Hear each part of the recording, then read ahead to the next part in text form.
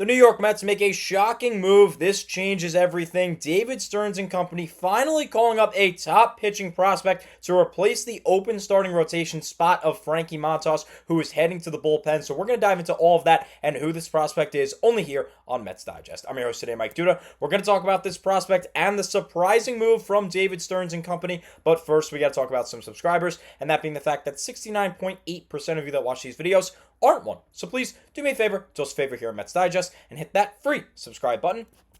That way we can bring content to you about the amazing. So without further ado, let's go ahead and dive right in. Starting it off with the breaking news. I personally heard it first from Anthony DiComo, although he was about 10 to 15 minutes late, according to the breaking news, which actually happened at 11 a.m. I heard it from DiComo around the 11:20 mark, and that is, of course, that the New York Mets will promote third-ranked prospect Nolan McLean to make his MLB debut. Also, the number one pitching prospect in our system. We'll go over all that in just a little bit. He will pitch Saturday against the Seattle Mariners. A source confirms. Andy Martino was first to report. We'll hear from him in just a second, as McLean produced a 2.98 ERA over 16 appearances at AAA Syracuse and should get a nice long look in the rotation, according to DiComo. So let's turn it over to SNY's Andy Martino. He says pitching prospect Nolan McLean will make his MLB debut starting for the Mets on Saturday, league sources say. SNY also confirmed it with the breaking news that the Mets are indeed calling up McLean. So this is news. This is an official report. The New York Mets are indeed calling up Nolan McLean to pitch. And this comes after yesterday's news that Frankie Montas is off to the bullpen. Montas, of course, was a part of our rotation, but has immensely struggled and will be over to the bullpen, as SNY confirms that Frankie Montas has been moved to the Mets pen. Carlos Mendoza announced this was yesterday. The team has not decided who will take his place in the starting rotation for Saturday's game against the Mariners. Of course, now they have. It is indeed Nolan McLean, and they say that here that top prospect Nolan McLean and Brandon Sproat were possibilities. The breaking news is there for you. We're going to dive into that, and we're also going to dive into Sproat. We're going to talk about him, but first, it's rightfully so. This was the right move to send Frankie Montas to the bullpen. And I think at this point, Clay Holmes also has to go. Again, video coming on that later today about how the Mets did yesterday and a reaction to that phenomenal game. We also got reaction videos coming out later, as Pete Alonso did indeed make history, so stay tuned for that. But Montas definitely needs to go to the bullpen. He hasn't been good. 6.38 ERA over 36 2/3. That is pathetic. That is absolutely abysmal for a pitcher in Major League Baseball. And I think the only reason why he's not going to AAA or being DFA'd is because he's owed $34 million by David Stearns, and the Mets don't want to depart with that money. Even though Steve Cohen is basically made of money and it seems like his money is unlimited, that's a lot of money. You don't want to part with that. You want to keep him. Hopefully he has some upside in the bullpen. But for now, as we've heard from multiple sources, it is going to be Nolan McLean. Now, this comes after confirmation that Paul Blackburn will be back relatively soon and is also going to join Montas in relief, as John Heyman, an MLB insider, says Paul Blackburn is coming up to the Mets for a bullpen role, it was learned. The Mets plan to bring up McLean or Sproat to start in that Frankie Montas starting rotation spot. Again, at the time, it was unknown. All of this news came yesterday. In fact, this one came this morning. Of course, hours before it was official that McLean is coming up. See, Martino posted at just about 11 a.m., just a little bit before. And again, this is also the right move to send Blackburn to the bullpen. You have to bring him to the MLB or else you have to get rid of him. And he was in a deadline acquisition last year. He was acquired at the trade deadline. So you're almost forced to keep him. He, right now in 2025, has been struggling immensely. 0-3, 7.71 ERA. That is putrid. 198 whip, a near 2 whip over 6 games, 4 starts, 18 2/3. He's returning from his second IL stint of the year. Again, nothing on the transaction list on this front, and obviously nothing on the McLean front yet. We're going to have to wait until Saturday for Nolan McLean to get officially called up. Now, Paul Blackburn made a rehab start yesterday, so I don't know when that move is going to come. I would assume at absolute earliest this weekend, if not sometime next week. Paul Blackburn will be back joining the Mets for a bullpen role. But This opens up a prime opportunity. We're going to talk more about this tomorrow because there was an insider that actually discussed a role where you have some of the pitching prospects piggyback the starters because the Mets continue to have a terrible problem not getting length out of their starters. Of course, you hope that McLean is able to do it, but I really like what this insider had to say. Again, we'll talk about that tomorrow. Just think about that for now. And I find this move very, very interesting. You know me, I have been yelling constantly on this channel, and I've been yelling constantly throughout my life about David Stearns not making a move. He wasn't doing anything. This team was on a terrible streak. 10 out of their last 11 games they lost. 7 consecutive L's. Of course, they won last night. And what happened? Steve Cohen was there. He said, "We haven't been playing well, but I still believe in this team. I will be at Citi Field the next 3 games rooting on the Mets, LGM."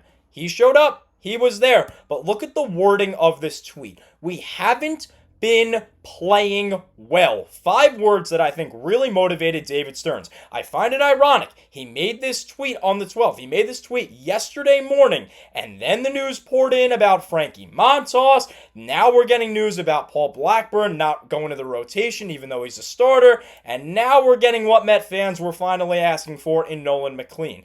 Now, Steve Cohen, he originally said when he took over the team, "I'm not here to control the team. I'm here to hire guys to do that." David Stearns was a guy that he hired to go do that, to go do the work of a general manager. And I think just him showing up, just him saying those 5 words, "We haven't been playing well," those 5 words, I think, motivated David Stearns to start taking some action, and that is exactly what he did. He did what Met fans were asking. Get rid of Montas. You didn't get rid of him fully. Again, I understand the reasons why. He's owed a lot of money, so you threw him in the bullpen. You're not bringing Paul Blackburn back into the rotation. You're bringing him to the bullpen, and of course, you're bringing up Nolan McLean. Now, personally, I wanted the other option in Brandon Sproat originally because he has a lot of experience in AAA. He's got nearly 130 innings pitched, and admittedly, I didn't do my homework on the McLean until I started to prepare for this video, and then I realized McLean has a lot of AAA experience. He has 16 games pitched,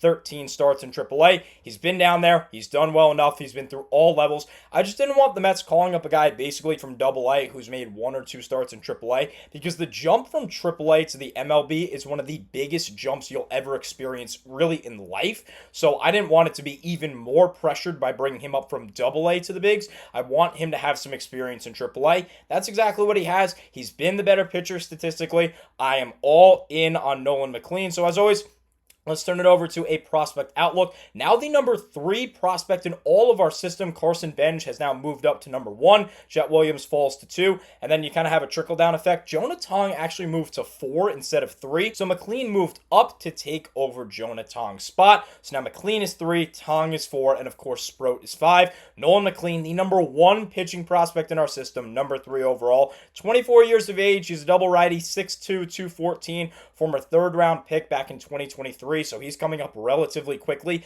less than 2 seasons in the minor leagues. Again, ETA was this year. He will be coming up on Saturday. Fastball grade at a 55, curveball 50, 70 on that slider. Again, this is a 20 to 80 scale, 80 being the best, 20 being the worst. So that slider is phenomenal. 55 cut, 45 changeup, 45 control for an overall 55 prospect. So let's turn it over to MLB.com. What do they have to say about McLean? Well, he intended to play both baseball and football at Oklahoma State, but ultimately chose to focus on the former, that of course being baseball, where he still played multiple ways as a reliever and a third baseman and an outfielder. The Orioles took him in the 3rd round in 2022, but did not sign him after a concerning MRI, so McLean returned to post a .911 OPS and .330 ERA in Stillwater. The Mets selected him in the 3rd round in 2023 and allowed the former Cowboy to be a 2-way player up until late June of 2024 after he struck out 52.2% of the time through 17 games as a AA hitter. McLean finished with a .378 ERA and 116 Ks in 109 2/3 innings between high A and AA. We'll go back to the stats in just a little bit, and it makes sense that he finished not so great because you're taking such an intense focus. You need to have such great focus to be a Major League Baseball player, even if you're in the minor leagues. And to focus on two things is really, really difficult. And since the hitting wasn't working out, the Mets made the right move. They said, no, Nolan, you are going to be solely a pitcher. They told him go focus on the pitching, and he obviously improved from there. So to move on, MLB.com says McLean's walk rates were a touch high in 2024. Makes sense again because he was focusing on both pitching and hitting, and probably had more of a focus on hitting because he was struggling at the plate. But they were consistent level to level. That's held in 2025, even as he's moved to the Major League Ball in AAA. Mets officials point out that he's an ultimate competitor on the bump. I love that. The Mets need a big energy guy right now. I love Jeff McNeil for a perfect example here. McNeil, every time he lines out or he doesn't do well, even if he hits it hard and gets robbed on a hit, he is screaming. He takes off his helmet. He screams right into his helmet because he's frustrated. He's a competitor, and his goal and desire is to win baseball games. So I love that. I love hearing that McLean is going to come up as a competitor and a guy that wants to win. Settling into more of a routine will only help his case as a starter and one who could be in Queens soon. Well, obviously he is going to be in Queens. And to wrap it up, now with his focus fully on the mound, McLean could be cleared for major takeoff in his second full season. He already has. He held his velocity well in year one, averaging 94 to 96 while topping out at 98, much as he did in college. There is some flat approach to his four-seamer out of his low release, and he gets ample arm slide movement on a sinker as well, leading to heavy ground ball rates. That's great. We love David Peterson because David Peterson gets ground balls. He keeps his pitch count low. He throws strikes. He produces ground balls. That's double plays. That's keeping home runs unavailable. You can't hit a home run if the ball is on the ground. We love pitchers that get ground balls. The real monster is his 84 to 87 mile an hour sweeper, a pitch with elite spin and horizontal movement averaging around 15 to 16 inches. That is more than a foot of horizontal movement. That is ridiculous. It just moves more than a foot with AAA Syracuse. McLean can use the pitch well, running away from righties or back-footing it to lefties. His 88 to 90 mile an hour cutter bridges the gap between the two offerings, and he also mixes in an upper 80s changeup and an occasional upper 70s curveball for a more complete arsenal. He seems legit. This guy is awesome. I love the statistics. The highest ERA he ever had was last year in AA, where he posted a 4.19 and 81 2/3. But again, he was focusing on hitting at that time. He was coming out of being a hitter. He was also moving up in the levels. He moved up to Binghamton after being in high A. Every single jump is big, and of course the jump from AAA to the bigs is the biggest jump.